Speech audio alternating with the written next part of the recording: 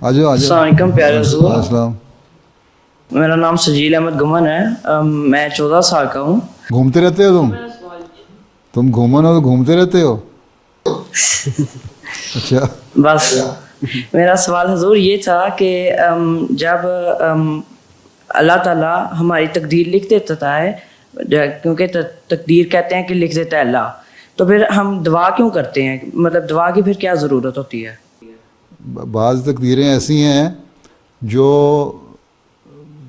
ٹل نہیں سکتی، ٹھیک ہے، اور بعض چیزیں ایسی ہیں جو ٹل جاتی ہیں. تو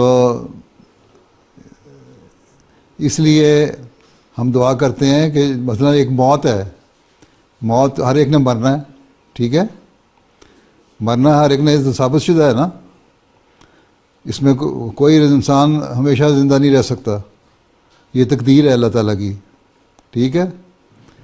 لیکن ایک شخص ہے وہ بیمار ہوتا ہے اور ایسی حالت اس کی پہنچ جاتی ہے کہ وہ ایسی حالت میں پہنچ جاتا ہے جہاں ہم ڈاکٹر کے جواب دے دیتے ہیں کہ مرنے کے قریب پہنچ گیا. لیکن ہم دعا کرتے ہیں اور اللہ تعالیٰ دعا قبول کر لیتا ہے اور اس کو اس موت کے منہ سے واپس لے آتا ہے، زندہ کر دیتا ہے. تو یہ اللہ تعالیٰ کی ایسی تقدیر ہے جو دعا سے ٹل گئی. الٹیمیٹلی اس نے ایک لمبی عمر پا کے 70 سال 80 سال 90 سال، حضرت مسلم نے فرمایا نا، اگر 100 برس رہا ہے آخر کو پھر جدا ہے. 100 سال بھی کوئی زندہ رہے گا آخر کو مرنا ہی ہے نا.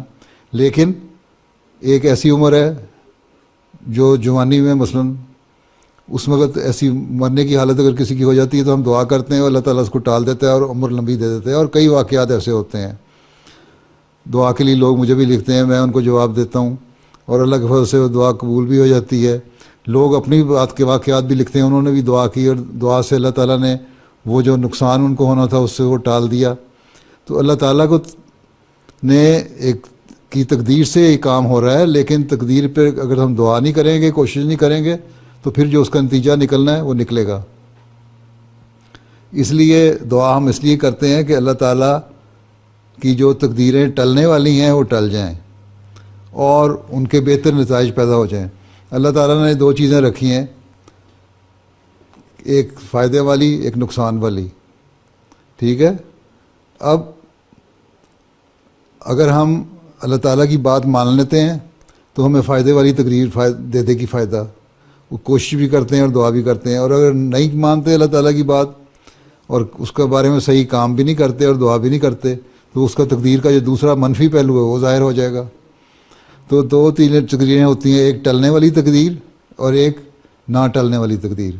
نہ ٹلنے والی تقدیر یہ فیصلے ہیں اللہ تعالیٰ کے، یہ ہونا ہی ہونا ہے، اس کے لیے اللہ تعالیٰ نہیں دعا سنتا اور وہ ٹلتی نہیں.